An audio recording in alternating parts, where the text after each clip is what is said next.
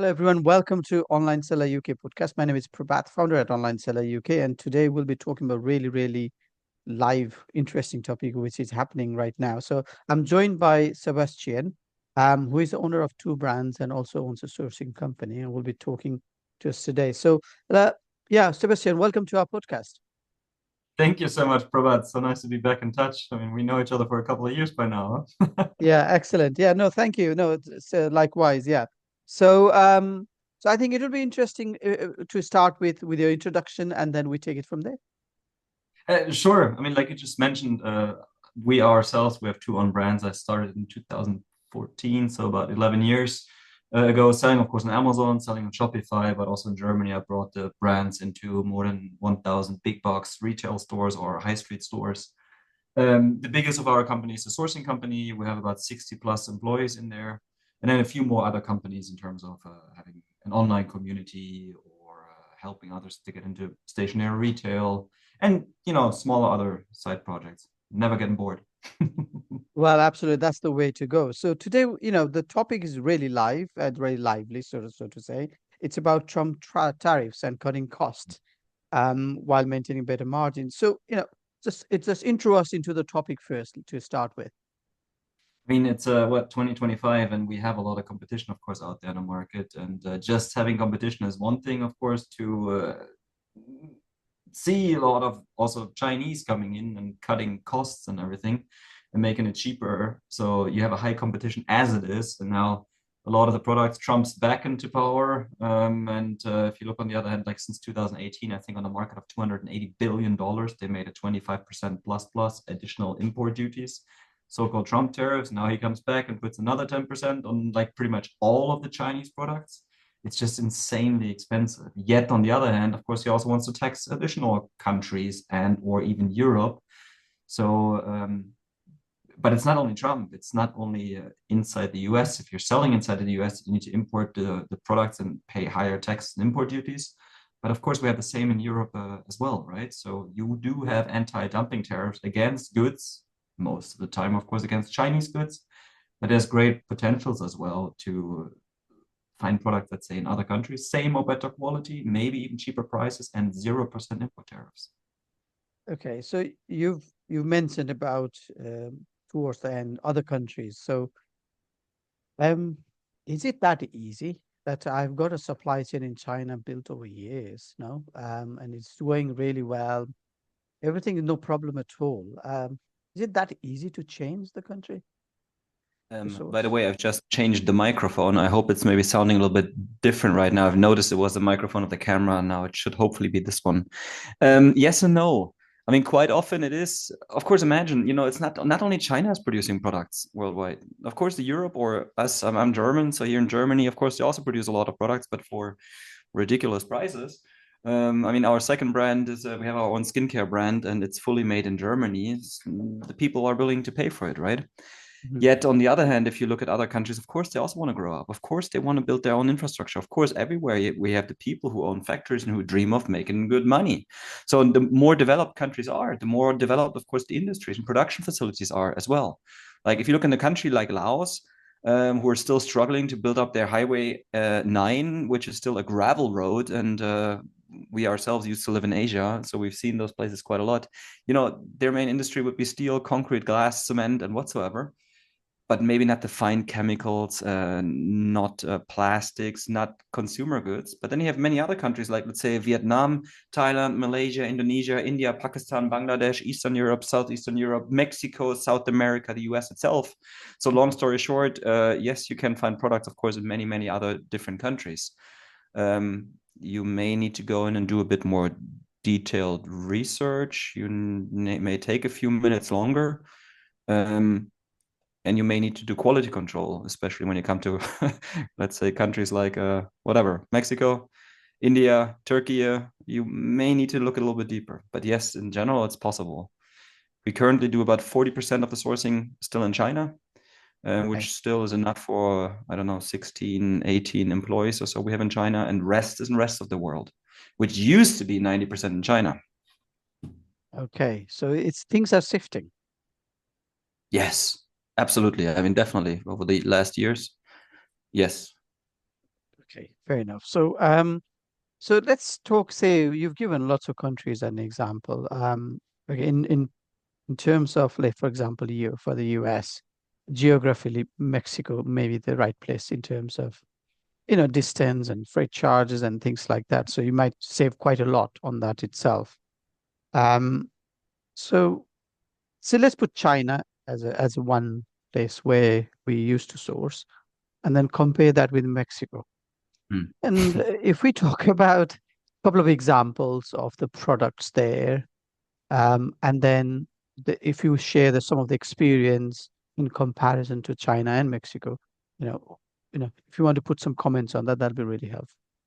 Sure. I mean, just imagine, focus yourself, put yourself into the country. I mean, whether you've been in Mexico or not, just go on Google Maps, look at the cities, and you understand it's like some of them are really like far developed. So they're solid cities. It's a good living in there as well. Hmm. So they're not like the last world or third world countries like Laos. So you can see, of course, there's a lot of production going and happening there already, and they don't import everything. Hmm. So very likely you will find the factories, of course. You will find producers. You will find producers for high quality electronics, heavy electronics as well. Hint, hint, it may quite often also, I think the largest investment I know of is a $600 million electronics factory being invested there by the Chinese. As Okay. simple as it is. Chinese owners of many of Mexican manufacturers, all of a sudden 0% import tariffs, or it depends on the electronics. Still Chinese owned, right?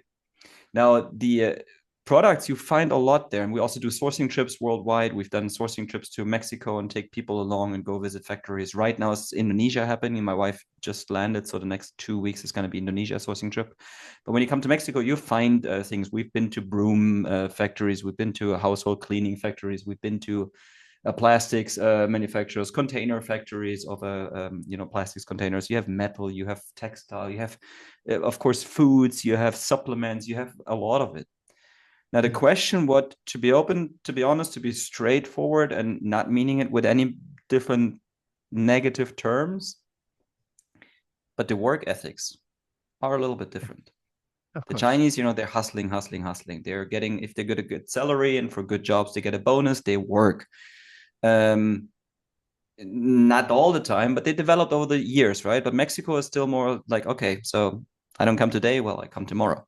And delivering the products, it is you got to do quality control. You got to be on their doormat. You got to push them. You, on the other hand, you of course have black sheep, and at the same time, great factories everywhere as well. It's a mix of everything, but they're not as far in terms of customer service, delivery,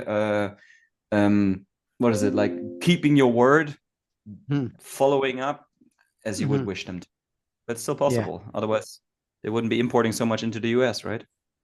Yeah, I think it's one of those things that over the many years it will change at some point, but Yes. it can take time, I'm sure. Yes. No, that's a good citations about the cultural change in that country.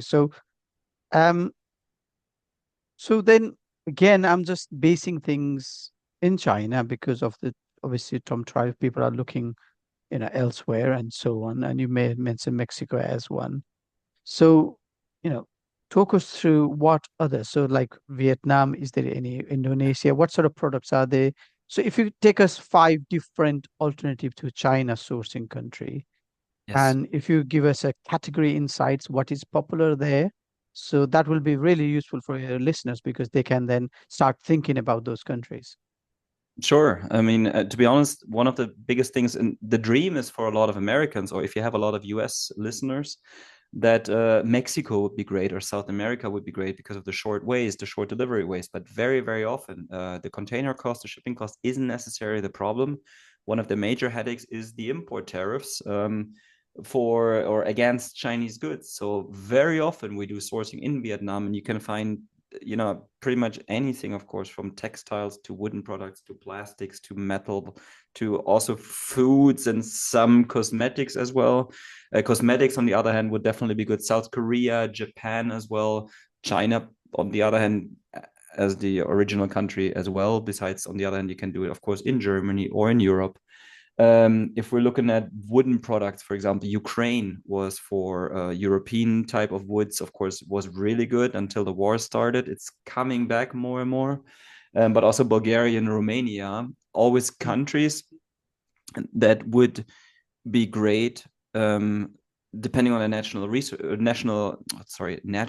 resources. Now, Yeah. if you look back, like I say, into Southeast Asia, for sure you can get woods and stuff as well, from Indonesia, Malaysia, but then you would probably have more of the Southeast Asian woods, subtropical climates, bamboo, etc., of course, as well. While you wouldn't find bamboo, then of course in Europe. Mm. Now, what other products would we have? Let's say a wooden products, on the other hand, whether it's a teak wood, you would go from India, or you have rattan that you can find, of course, a lot in Indonesia. Um, Textiles, India, Pakistan, Bangladesh. Yeah, I hope that's a few of Yeah. them. Yeah. No, And the no, rest you've would also discover, of course, and see where they would come from. okay. Always think No, about no, their own local culture and industry and natural raw materials. sure, sure. So now you've given us the good list there. So then, obviously, there are sellers in terms of Amazon. Let's say some are very experienced and they're doing it for many years, and they've got quite a lot of budget to work with and play around with. But there are also some people who may want to either try or maybe just starting up to test different categories, so to say. So the budget wise, it's a vast difference from one seller to another. So what sort of well, I wouldn't say higher budget can be unlimited, but if you look up what sort of starting budget you need to think about, so what is the lowest you can think about to start sourcing from these other countries, not China, of course, other countries. Same as whatever would be in China. I mean, quite often, what people most of the time, of course, have on concern is like, oh, they all have such high MOQs. I need to take 10,000 pieces. But yes and no. I mean, the secret, and that's what we do in sourcing, of course, as well. The secret is just in order to get better prices and better conditions, well, you get more proposals. So don't give up. Don't stop it after finding two or three and them telling you you have 5,000 MOQ or 10,000. Well, go in and find more. Why? Because imagine there are also smaller companies, people like you and me, who want to build a fortune, who want to build an empire, who are, also starting up, maybe having a family business. Mhm. Maybe in the backyard of their house, they're having a metal bending factory or hammering or coating or whatsoever, and they start building their own things. So if you get a small family in or a small family-run business, they may be okay with MOQ of 200 or 500. If you get to the larger companies, let's say, for example, all the bicycle helmets, the top four brands are all being made in one factory in China. And they would, on the other hand, when you get to them, they will not even talk to you. They will not let you onto your booth on their booth on a trade show if you don't bring 250,000 helmets a year at least. Yeah, So of course, yeah, continue searching, go deeper in. And when you look at sometimes the surprises really, or people say, China is the cheapest country. No, not necessarily. We've even in Europe sometimes had the surprise that we did a wooden product, like a learning tower for kids, where they stand in the kitchen, mommy and daddy helping them to cook and learn to cook and whatever, cut with your plastic knife. yeah. Um, China was like $37, Bulgaria, 30 euros. Ah, Much less shipping cost, much less shipping time, cheaper X work prices. Was like, wow. Another guy selling in the US, for example, we went in, that was a lucky shot. And first first supplier we found was an immediate hit, was a like a bullseye. 27% import tariffs saved because China 27, Vietnam 0, and $1 cheaper. Now you look on the other hand, what is a factory worker? What do you guess a factory worker in China costs usually? $600-700, maybe somewhere okay, around there. Now you look at Indonesia or other countries, 200. Good okay. one, maybe 300. So not only if you have a better access, for example, to raw materials, but also to cheaper staff. I mean, all of a sudden you can produce for cheaper, right? It doesn't mean it's always cheaper, but the possibilities are there. And if you look, for example, when you look at to wood, and that's one of the stories my wife, maybe some people know Julia already, and she likes to tell the story, which is the Chinese are smart when it comes to wood and production.